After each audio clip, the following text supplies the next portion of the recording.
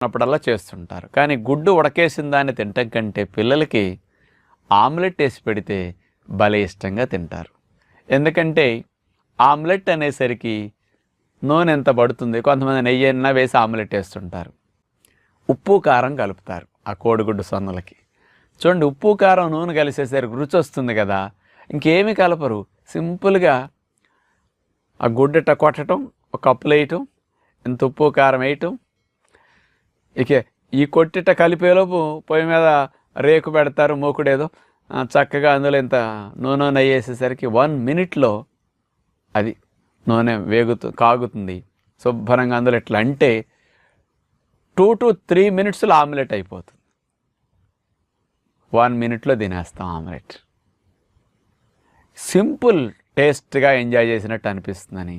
కొంతమంది ఒక ఆమ్లెట్ అంటే ఎక్కువ రావట్లేదులని, మా వాడికి డబుల్ ఎగ్ ఆమ్లెట్ అంటే